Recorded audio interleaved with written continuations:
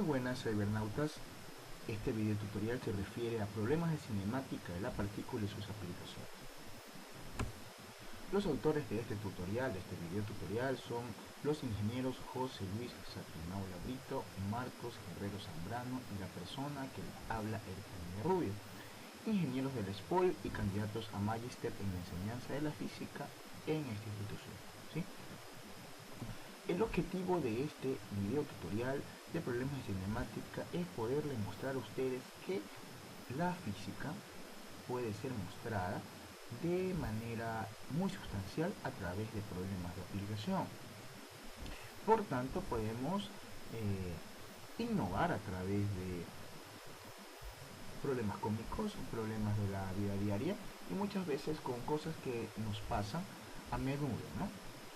Por tanto, usted encontrará en este video tutorial los siguientes ejercicios que están con ciertos encabezados un poco graciosos para que usted se pueda animar un poco a descubrir el nuevo mundo de la física en la parte de cinemática. El primer ejercicio que vamos a revisar es qué tan cansada está la mosca. Veamos a qué se refiere este problema. Veamos. Dos ciclistas viajan con una velocidad constante de 20 km por hora uno hacia otro, a lo largo de una trayectoria rectilínea. En el momento en el que están separados una distancia de 40 metros, una mosca vuela desde la rueda delantera de una de las bicicletas hasta la rueda delantera de la otra con una velocidad que supondremos constante e igual a 33 km por hora. En cuanto la mosca alcanza la rueda, una bicicleta la rueda de una bicicleta se da la vuelta y en un tiempo tan pequeño que podemos considerar como despreciable, y se dirige a la otra bicicleta. La mosca está yendo y viniendo de una bicicleta a otra, siendo cada vez su recorrido más pequeño, pues los ciclistas están a su vez en movimiento. Vamos a calcular la distancia total por la mosca hasta que los ciclistas juntan sus ruedas delanteras. Al parecer es un problema bastante complicado porque la mosca tiene que ir y venir. ¿Cómo controlamos en qué momento los ciclistas se encuentran? Bueno, tenemos que en este caso que aplicar dos conceptos básicos, ¿sí?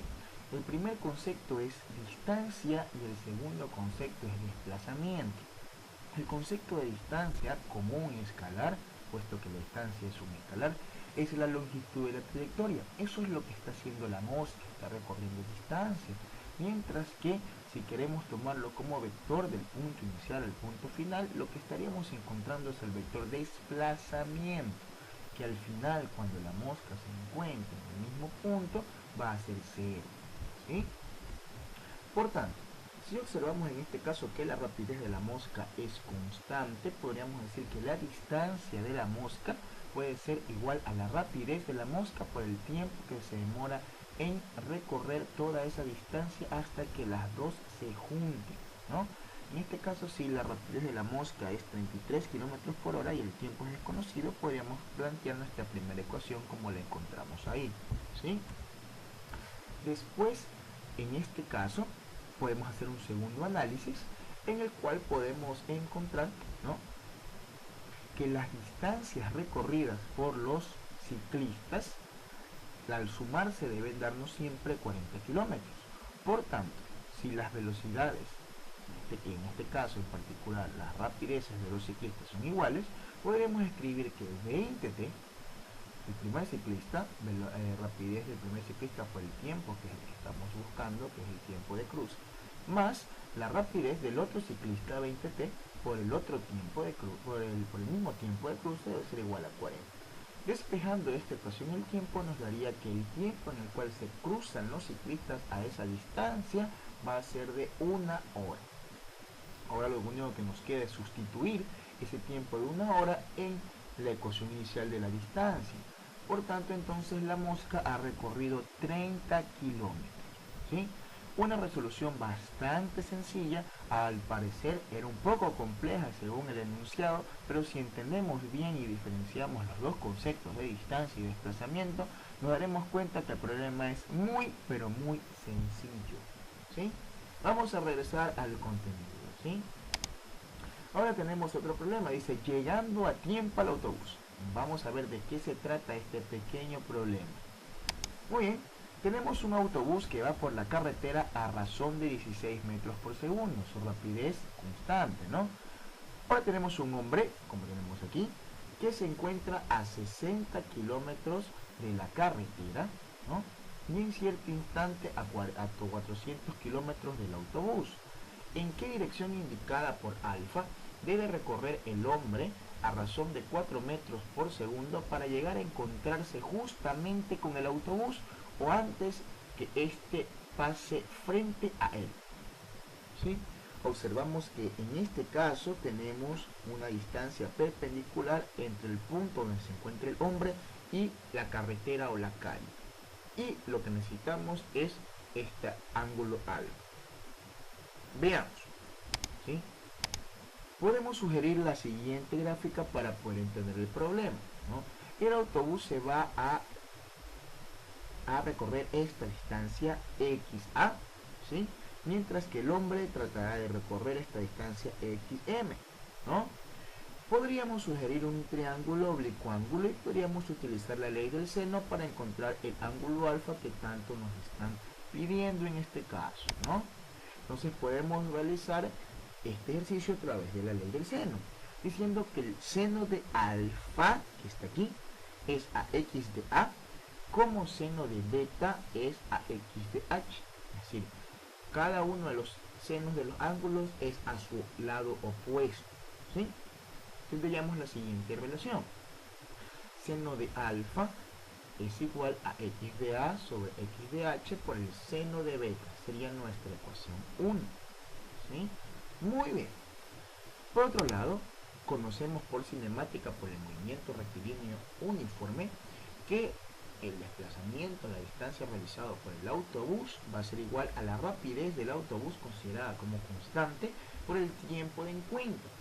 Entonces tendríamos 16t, mientras que para el hombre va a ser exactamente lo mismo, pero con sus datos, con su rapidez constante, sería 4t, ecuación 3, ¿sí?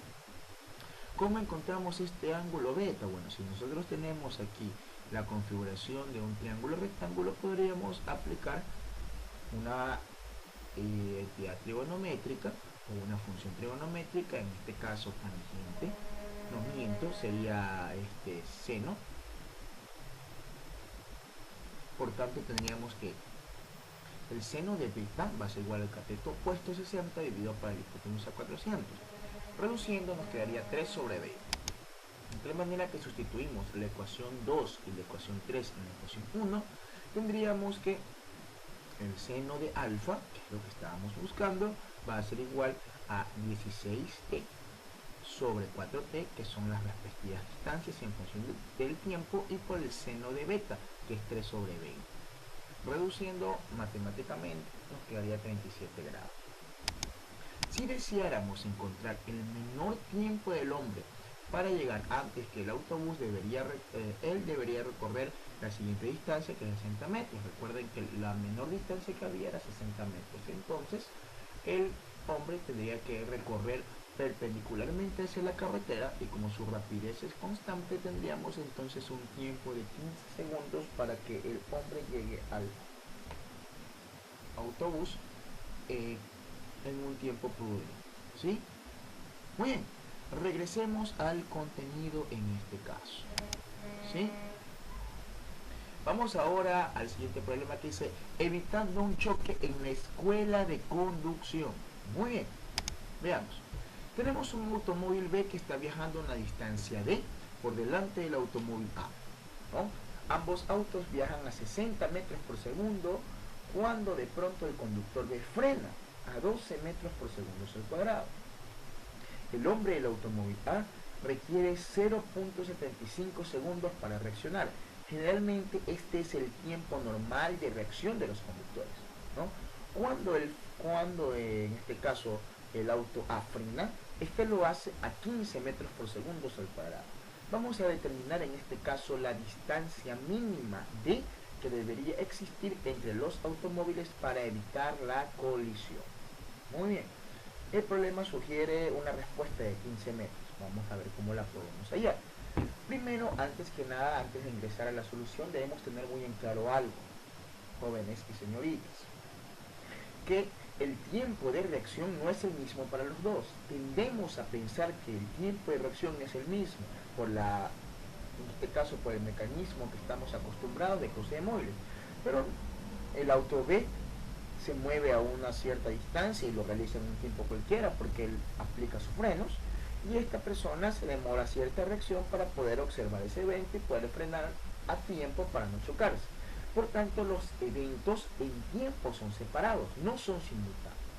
Entonces, debemos tener esa consideración muy importante, que los tiempos aquí no son iguales, los eventos debemos tener mucho cuidado, ¿sí? Veamos, no son simultáneos. Por tanto, tenemos lo siguiente, ¿no? En este caso tenemos el auto A y el auto B, los dos a 60 km por hora. Cuando al auto B se le ocurre frenar con una aceleración de menos 12 metros por segundo al cuadrado, es decir, hacia atrás, mientras que el auto B se mueve hacia la derecha y frena, la aceleración va en dirección opuesta y por tanto frena, y por eso tiene el signo negativo, y va a ser esta distancia delta XB hasta llegar a 0, ¿no? Mientras que durante ese movimiento él se percata, el conductor del auto A se percata, y durante este movimiento él ha realizado un movimiento rectilíneo uniforme con rapidez constante. Luego del frenado, luego de que se da cuenta de que el auto inicial está frenando, él aplica sus frenos y para no chocar tiene que hacerlo con mucho más ímpetu, ¿no? Con mucha más aceleración. Por tanto, lo hace con menos 15 metros por segundo al cuadrado. ¿Qué es lo que podemos observar? Lo que podemos observar es que la distancia D, que es la que nos interesa, más el desplazamiento que ha realizado B, debe ser igual al desplazamiento inicial con rapidez constante de A, más el desplazamiento de frenado que tiene A.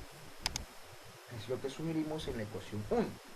Por tanto, para no involucrar el tiempo, porque no son simultáneos, podemos utilizar una ecuación de cinemática que dice que la rapidez final o la rapidez instantánea al cuadrado va a ser igual a la rapidez inicial al cuadrado más 2 veces el módulo de la aceleración por el desplazamiento en módulo, ¿verdad? Y por tanto podemos aplicar para los dos autos, tanto para A como para B, encontrando que delta x de B es 150 y delta x de A es 120, ¿sí? Por otro lado, como acabamos de explicar, como el tiempo de frenado o el tiempo de reacción para A es solo para A, podemos encontrar la distancia que ha recorrido A en dicho tiempo, ¿no? Por tanto, sería con movimiento rectilíneo uniforme 60 metros por segundo por 0.75, 45 metros, ¿sí? Por tanto, en este caso podemos ingresar estos tres valores en la ecuación 1 y podemos despejar la distancia D, que en este caso serían 15 metros, que es lo que sugiere el problema como solución.